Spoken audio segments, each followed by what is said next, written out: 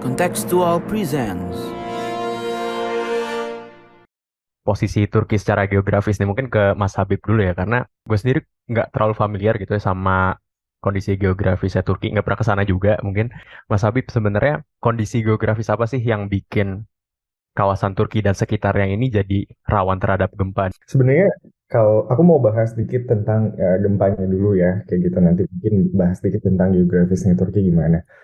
Kalau misalnya dilihat gempanya, orang-orang kan seringkali langsung ngelihat, oh gempanya berapa ukurannya, kayak magnitudonya yang biasanya dilihat kayak, oh 7,8 gede Hmm. dan lain sebagainya. Tapi ada orang, maksudnya sebagian besar dari kita itu kadang lupa bahwa elemen yang menyebabkan gempa itu menjadi berbahaya itu bukan cuma dari segi magnitudonya, tapi misalnya kedalamannya. Itu kedalamannya itu jauh lebih Hmm. penting Hmm. sebenarnya daripada magnitudonya. Kenapa? Karena semakin dekat ke daratan gempanya, itu semakin potensinya merusak gitu. Jadi misalnya di dalam kasusnya gempa Turki itu kan gempanya dua kali, gempa utamanya dua kali, walaupun ada gempa-gempa lain. Gempa yang pertama itu 7,8 tapi kedalamannya itu 18 kilometer ke daratan dari titik pusat gempanya. Artinya apa? Sangat dekat sekali gitu loh. Kalau misalnya dikatakan Hmm. dekatnya itu sampai berapa sih? 0 sampai 70 kilometer dari daratan itu biasanya dikategorikan sebagai gempa dangkal kayak gitu. Nah, itu jadi 18 kilometer bisa dibayangkan itu betapa dekatnya itu dengan daratan di atasnya. Jadi nggak mungkin Ya. kayak nggak terjadi kerusakan kayak gitu kan. Terus udah gitu ditambah. Jadi ada beberapa faktor yang menyebabkan kenapa kerusakannya sampai separah itu. Misalnya yang pertama tadi gempanya memang skalanya hampir 8 gitu ya, 7 sampai 8 itu Ya. berarti memang udah sangat apa namanya lumayan parah diprediksi, ditambah lagi dengan kedalamannya ini sendiri, yang pertama 18 kilo, yang kedua 10 kilo, itu sama-sama di atas 7. Jadi udah bisa dibayangkan pasti rusaknya sangat berat itu. Mungkin teman-teman kalau misalnya ngobrol sama semua pakar bencana, everyone can tell kayak pasti akan ada terjadi kerusakan yang besar gitu ya. Kemudian lebih dari sekali kayak gitu kan. Jadi skala kedalaman lebih berapa frekuensinya, dan frekuensi gempa-gempa yang mengikutinya pun kayak nggak kecil gitu kan. Gempanya 4 sampai 6 kayak gitu kan. Nah, jadi Ya. beberapa beberapa di antara faktor tersebut yang menyebabkan kenapa rusak banget gitu kan di Turki situasinya sekarang. Dan satu lagi, kalau misalnya secara saintifik dibilang bahwa patahannya ini memang apa namanya pergerakannya itu berada pada ini ya strike slip, kayak patahan yang strike slip artinya pergerakannya mungkin lebih sifatnya horizontal kan, jenisnya ada yang misalnya menujam ke Hmm. bawah, menujam ke atas, dan juga horizontal. Mungkin teman-teman masih ingat gempa di Palu tahun 2018 itu gempanya sifatnya juga atau terjadinya pada karakter yang horizontal ini, yang terjadinya tsunami dan lain sebagainya. Jadi mungkin kalau kita bisa bayangkan kerusakan, oh ya di Palu itu rusaknya lumayan parah kayak karena ada pergerakan horizontal, kemudian kedalaman dan lain sebagainya, itu juga apa yang terjadi di Turki saat ini. Jadi kurang lebih itu sih. Dan sama kayak di Indonesia, Turki juga terletak pada beberapa patahan yang bergerak secara aktif.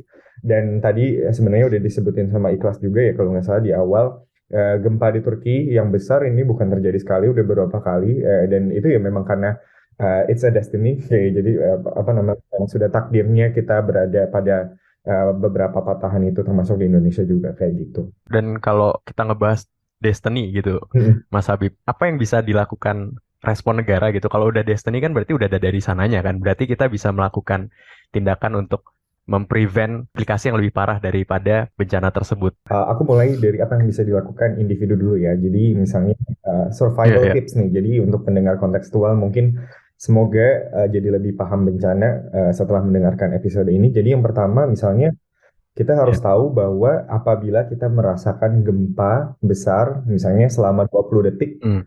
itu udah harus segera evakuasi karena likely dan most likely itu akan terjadi tsunami. Jadi 20 detik gempa, misalnya kita ada di dekat pantai atau misalnya lagi di mana aktivitas di laut dan lain sebagainya, gempanya sangat besar, terasa 20 detik, harus segera evakuasi. Karena itu memang udah atur apa namanya common agreement, common knowledge di komunitas internasional itu 20 detik gitu ya.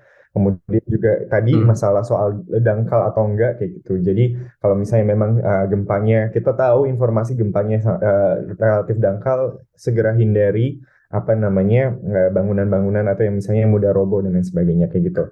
Soal bangunan, nah ini apa yang bisa dilakukan sama negara? Sebenarnya Turki ini kasusnya menarik menurutku. Kenapa? Karena aku dulu sempat kita ngerjain project tentang disaster risk insurance, disaster risk financing buat Indonesia gitu ya. Kita sempat pelajari juga kasusnya di Turki dan sebenarnya agak mengagetkan gitu ya apa yang terjadi di Turki. Kok bangunannya banyak yang roboh dan lain sebagainya. Kenapa? Kaget karena di Turki itu sejak tahun 1999 yang ada salah satu gempa besar juga di Marmara.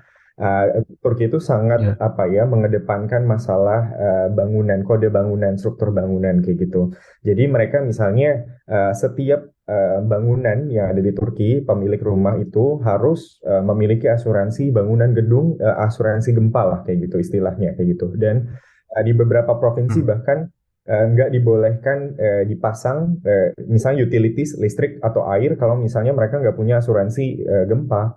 Nah, jadi ini sebenarnya agak mengagetkan juga, tapi ya di sisi lain ya gimana nggak kaget, tapi kalau misalnya faktor-faktor yang tadi kita udah diskusiin di awal kayak gitu kan. Jadi yang sebenarnya udah Ya. bagus dari Turki kemarin itu adalah yaitu bagaimana pemerintahnya itu sangat committed untuk memastikan bahwa bangunan gedung pemilik rumah itu memiliki asuransi gempa. Jadi kalau misalnya ada kerugian kayak sekarang itu kan ditanggung sama asuransi. Nggak kebayang kalau misalnya di Hmm. kasusnya Indonesia gitu loh.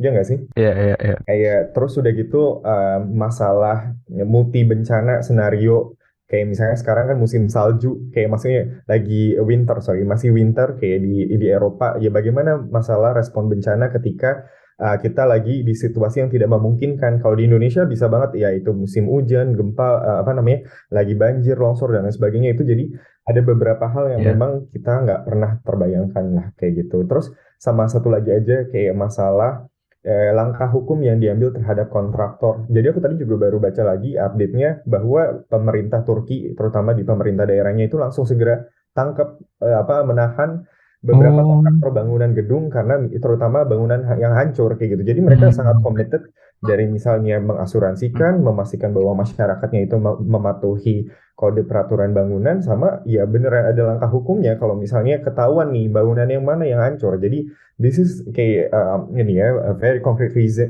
lesson dari Turki kayak gitu. Tapi berarti yang apa ya? Kalau misalnya nggak seketat itu korbannya lebih banyak lagi. Parah mas, Maksudnya itu pasti bakalan lebih dengan jauh lagi seketat sih. ini pun korbannya sebanyak itu gitu. Betul, betul. Dan nggak kebayang sih kalau ini kejadian di Indonesia dengan bangunan yang nggak pernah terstandarisasi, kita nggak asuransi, kayak bangunannya itu, aku beneran nggak kebayang sih. Ini adalah potongan episode Podcast Bebas Aktif.